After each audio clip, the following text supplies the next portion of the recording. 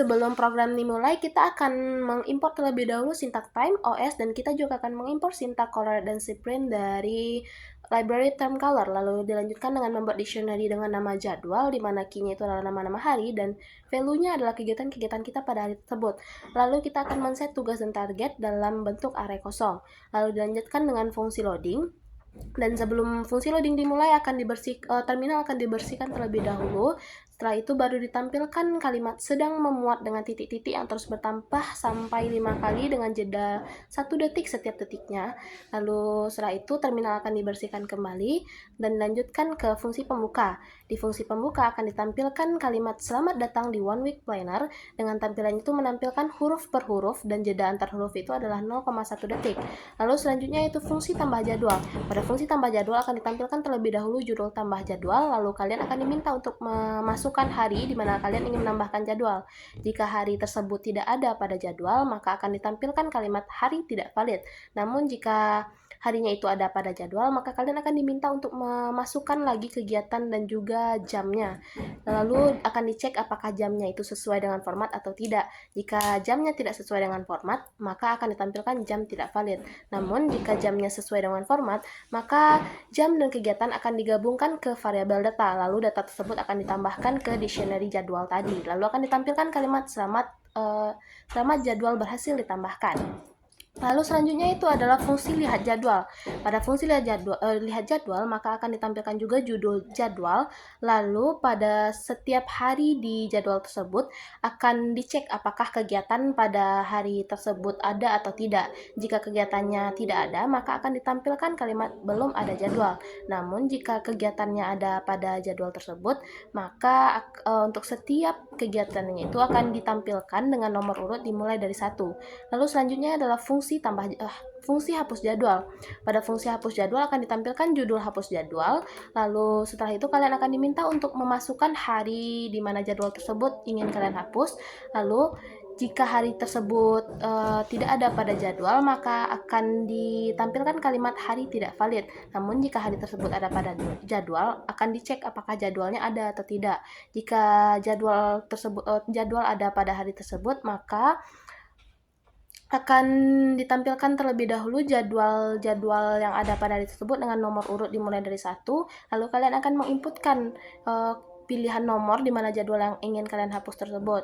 Jika nomornya itu ada pada jadwal-jadwal tersebut, maka jadwal yang kalian pilih akan dihapus dan akan ditampilkan kalimat berhasil dihapus. Namun jika nomor yang kalian pilih tidak ada pada jadwal tersebut, maka akan ditampilkan kalimat nomor tidak valid. Dan juga jika jumlah jadwal pada hari tersebut ternyata memang tidak ada, maka akan ditampilkan kalimat jadwal pada hari tersebut kosong. Lalu dilanjutkan dengan fungsi menu jadwal. Pada fungsi menu jadwal akan ditampilkan terlebih dahulu judul kelola jadwal harian dan juga pilihan-pilihannya.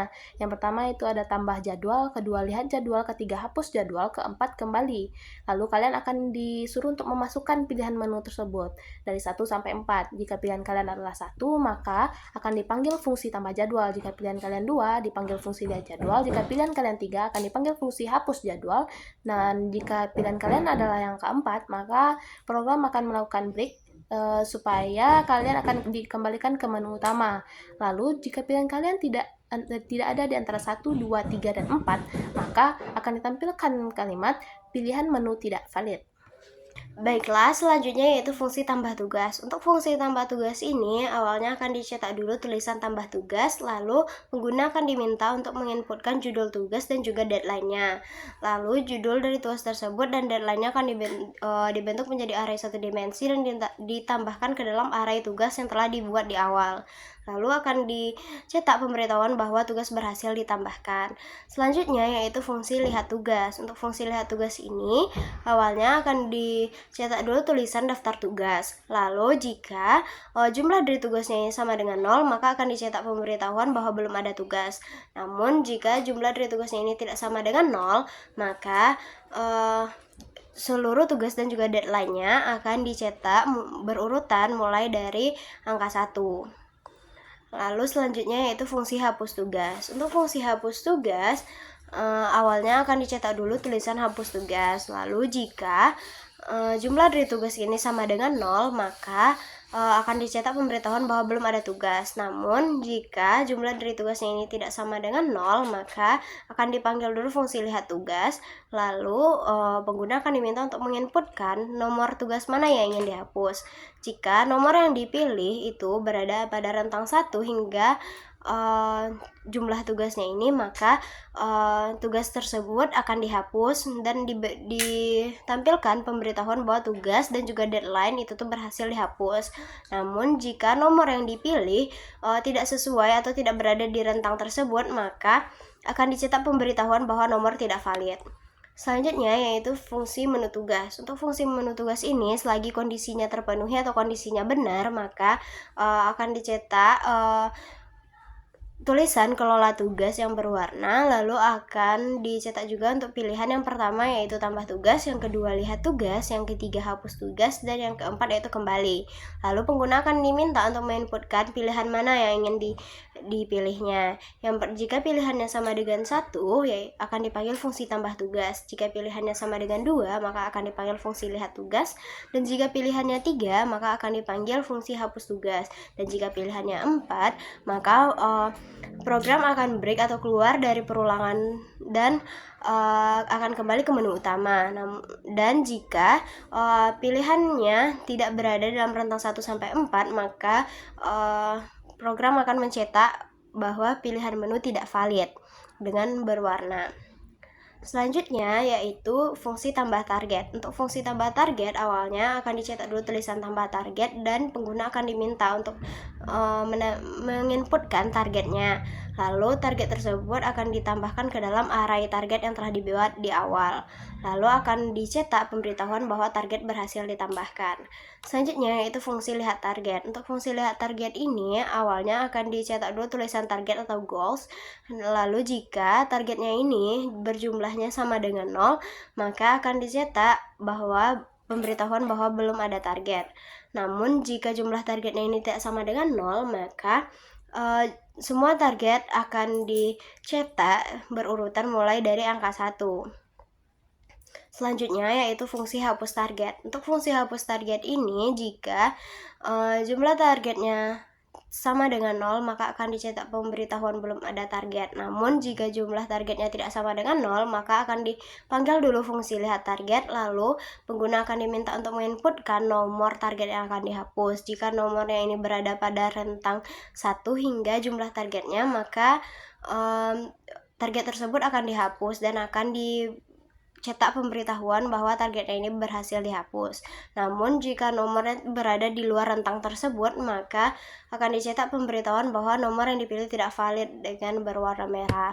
Selanjutnya yaitu menu target. Untuk menu target ini, selagi kondisinya terpenuhi atau kondisinya benar, maka akan dicetak tulisan kelola target atau goals dengan yang berwarna. Lalu dicetak juga beberapa pilihan yang tersedia, yaitu yang pertama tambah target, yang kedua lihat target, yang ketiga hapus target, dan yang empat kembali. Lalu pengguna juga diminta untuk menginputkan menu yang mana yang akan digunakan. Jika menu yang dipilih yaitu sama dengan 1, maka akan dipanggil fungsi target. Sedangkan jika dipilih yaitu menu 2, maka akan dipanggil fungsi lihat target. Jika dipilih menu 3, akan dipanggil fungsi hapus target. Dan jika dipilih menu 4, maka akan program akan keluar dari perulangan while dan akan kembali ke menu utama. Jika pilihannya berada di luar angka 1, 2, 3, ataupun 4, maka program akan mencetak tulisan bahwa pilihan menu tidak valid dengan berwarna merah. Baik, selanjutnya yaitu fungsi rekap. Pada fungsi rekap akan ditampilkan judul rekap dan statistik, dan lalu akan di-set total jadwal menjadi 0. Dan untuk setiap hari pada jadwal, jumlah kegiatan pada semua hari yang ada pada jadwal akan ditambahkan ke total jadwal. Lalu akan ditampilkan total jadwal, dan juga akan ditampilkan total tugas dan total target berdasarkan jumlah tugas dan target. Lalu akan ditampilkan jumlah kegiatan setiap harinya. Dan untuk setiap hari yang ada pada jadwal akan ditampilkan jumlah kegiatan per harinya. Lalu dilanjutkan dengan fungsi simpan data. Pada fungsi simpan data, pertama-tama kita akan membuka file teks dengan nama planner.txt dengan mode tulis atau write. Lalu selanjutnya itu kita buat judul jadwal pada file. Lalu selanjutnya untuk setiap hari dan kegiatan pada jadwal akan ditampilkan Pada file tersebut, hari dan kegiatan yang dipisahkan dengan sebuah tanda pemisah. Lalu selanjutnya yaitu akan dibuat judul tugas pada file. Lalu untuk setiap item yang ada pada tugas akan ditampilkan dengan tanda pemisah juga, dan begitu juga dengan target akan ditampilkan judul target terlebih dahulu. Lalu setiap item pada target tersebut akan dibuatkan semua item yang ada dengan berurut ke bawah. Lalu file teks tersebut akan ditutup dan akan ditampilkan kalimat data berhasil disimpan ke file. Baiklah, selanjutnya yaitu fungsi muat data.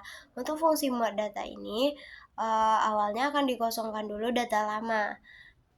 Jadi untuk setiap hari pada jadwal akan dibersihkan dulu semuanya, begitu pula dengan tugas dan target. Nah, lalu akan dibuka file planner.txt dengan mode baca dan di set bagian itu kosong. Untuk setiap baris pada file akan dibaca per barisnya.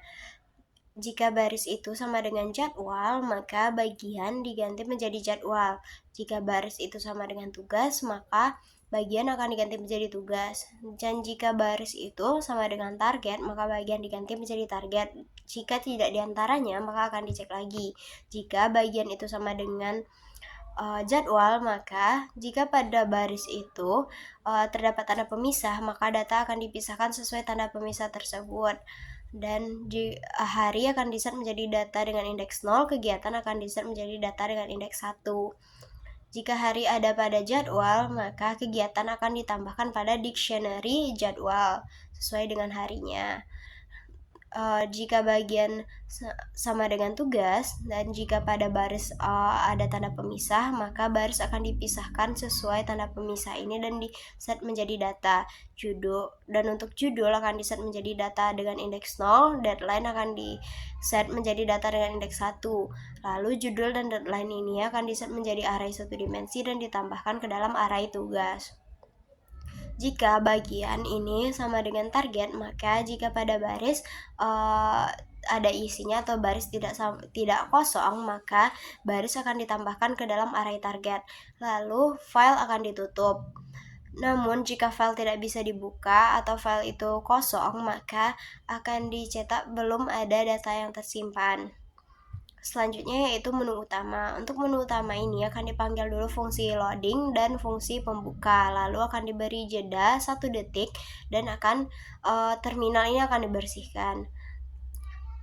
Lalu selagi kondisinya terpenuhi, maka akan dicetak tulisan One Week Planner dengan highlight berwarna kuning.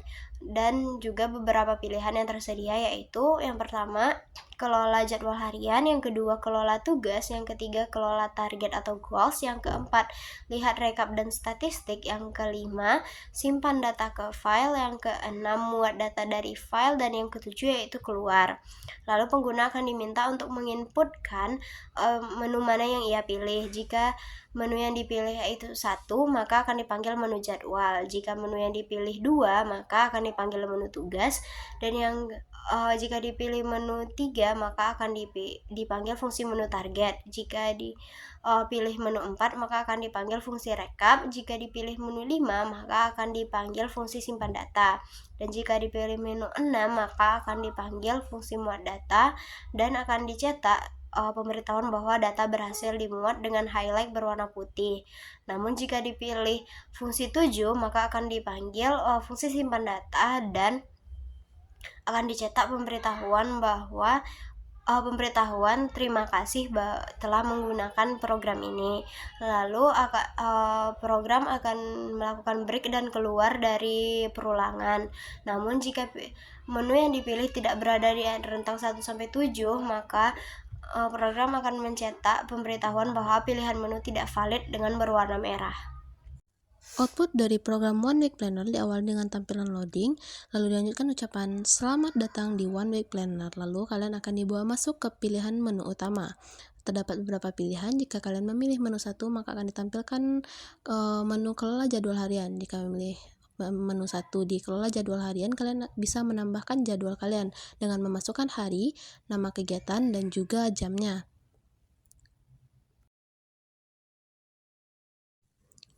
Kalian bisa menambahkan jadwal sebanyak yang kalian mau selagi kalian masih memilih menu 1.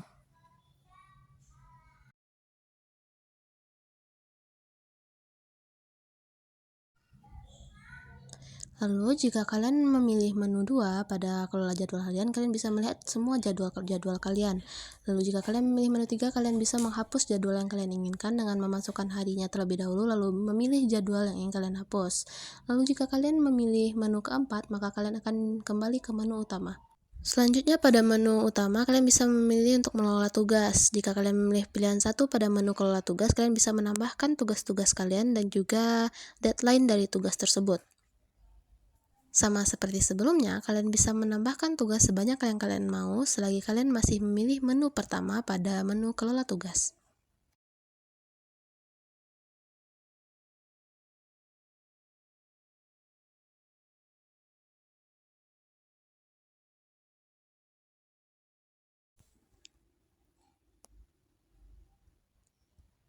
Jika kalian ingin melihat tugas, kalian bisa memilih menu kedua, lalu jika kalian ingin menghapus tugas, kalian bisa memilih menu ketiga dan menginputkan nomor tugas yang ingin kalian hapus. Lalu selanjutnya, kalian bisa lihat tugas itu lagi, dan tugas yang kalian hapus tadi tidak akan lagi ditampilkan. Selanjutnya, kalian bisa memilih menu keempat jika ingin kembali ke menu utama.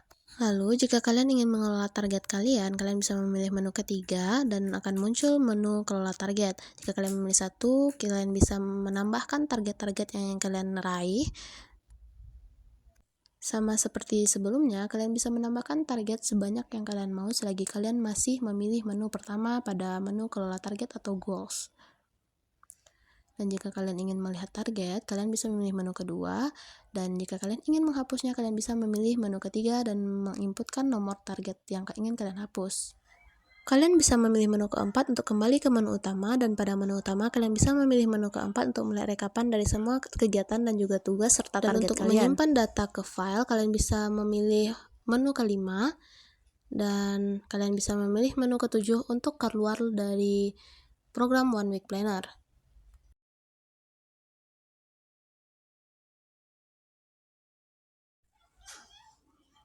Dan jika kalian ingin kembali ke program untuk melihat semua tugas, jadwal, dan juga target yang sudah kalian inputkan tadi, maka kalian bisa masuk lagi ke programnya dan memilih menu ke-6 yaitu Mode Data dari File. Dan jika kita memilih menu 1, 2, 3, dan 4, maka data yang muncul sesuai dengan data yang sudah disimpan ke file tadi.